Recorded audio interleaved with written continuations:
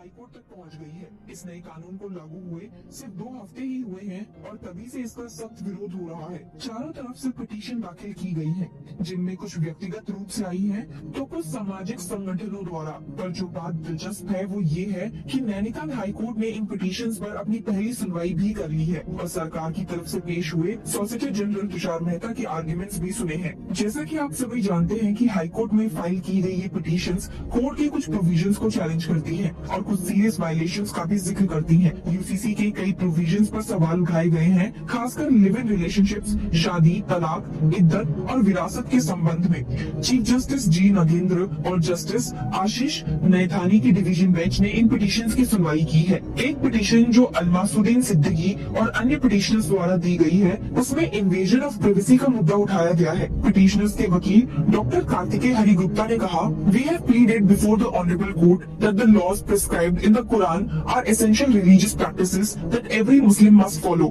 UCC 2024 के provisions को लेकर उनका कहना है कि ये आर्टिकल 25 का उल्लंघन करता है, जो धार्मिक स्वतंत्रता की सुरक्षा देता है। आपको बता दूं कि यूसीसी के सेक्शन 387(1) के तहत लिव इन रिलेशनशिप्स का रजिस्ट्रेशन कंपलसरी है। अगर कोई अपने संबंध को रजिस्टर नहीं करता तो उस पर 10,000 का जुर्माना या 3 महीने तक की जेल भी हो सकती है। सॉलिसिटर जनरल तुषार मेहता, जो उत्तराखंड और केंद्र सरकार की तरफ से वकालत कर रहे हैं, मेहता ने डिफेंड करते हुए कहा, we will put in a reply, there is a justification for this, we have conducted a study and there are several destitute women. लेकिन चीफ जस्टिस ने सीधा सवाल किया, what happens if this relationship breaks up, what if there is a child out of this relationship, in respect of marriage there is a presumption regarding paternity, but in a live in relationship where is that presumption. यानी कि ये सिर्फ एक legal या personal issue नहीं है, बल्कि एक बच्चे की सेल्फ रिस्पेक्ट का भी मुद्दा है। एसजी मेहता ने लिव इन रिलेशनशिप को वुमेन एम्पावरमेंट का एक हिस्सा बताया। He said, एक registration of live ins is a provision for women empowerment. और चीफ जस्टिस ने एक और एंगल रखा जो शायद लोग इग्नोर कर रहे थे। उन्होंने कहा, the problem is not just about women, though the lady will face a certain amount of problems, but of proving paternity if there is a registration this would certainly help. एक तरफ personal freedom और privacy का हवाला दिया जा रहा है, तो दूसरी तरफ बच्चों और वुमेन के राइट्स और सिक्योरिटी का मुद्दा भी उठाया जा रहा है। तो सवाल ये उठता है कि क्या एक structure system live in couples के लिए जरूरी है। एक और बड़ा सवाल जो हाईकोर्ट ने उठाया वो था प्रोहिबिटेड रिलेशनशिप्स का इशू।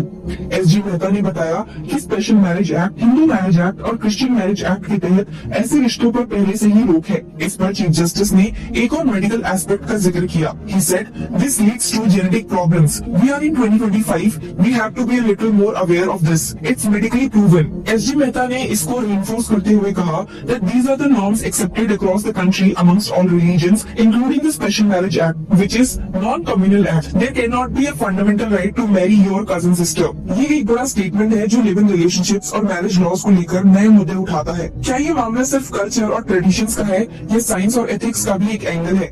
मेहता ने स्पष्ट किया है कि यूसीसी का उद्देश्य लिव इन रिलेशनशिप्स को रोकना नहीं बल्कि उन्हें रेगुलेट करना है। उन्होंने कोर्ट में कहा, what is the harm? The court does not prohibit live in relationships but mainly regulates it by requiring the live in relationships to be registered. उन्होंने ये भी जोर दिया कि यदि लिव इन रिलेशनशिप को सरकारी तौर पर रजिस्टर किया जाए तो महिला और उसके बच्चे को सुरक्षा मिलेगी। यूसीसी के अंतर्गत अगर कोई पुरुष किसी लिव इन संबंध से दूर चला जाता है तो उस महिला को न्यायिक अधिकार मिलेगा कि वो अपने और अपने बच्चों के लिए मेंटेनेंस मांग सके। यूसीसी के प्रोविजंस को लेकर उत्तराखंड मुस्लिम सेवा संगठन, जमायत-उल-उलमा हिंद जैसे कई संगठन भी कोर्ट में पहुंच चुके हैं।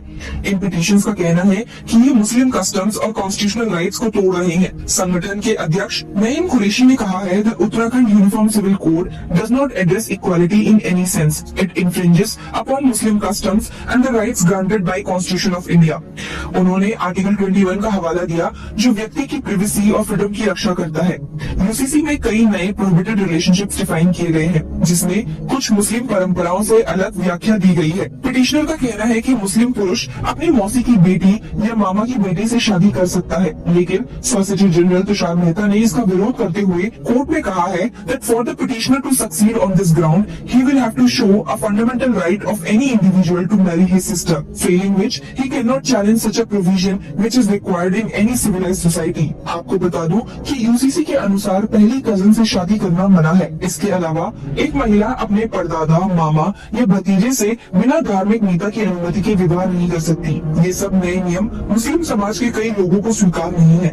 पिटिशनर्स और सरकार के आर्गुमेंट सुनने के बाद हाई कोर्ट ने यूनिफॉर्म सिविल कोड पर तुरंत स्टे नहीं लगाया है, लेकिन सरकार को 6 हफ्ते में जवाब देने के लिए भी कहा है। यूसीसी का भविष्य अब कोर्ट की सुनवाई पर निर्भर करेगा। क्या ये कानून जारी रहेगा या इसमें बदलाव आएगा, ये देखना अभी बाकी है। जो भी हो, उत्तराखंड का ये नया कानून एक बड़ी सामाजिक और लीगल डिबेट का केंद्र बन चुका है और इसका प्रभाव अन्य राज्यों पर भी पड़ सकता है। आपको क्या लगता है? Share your views with us in the comment section and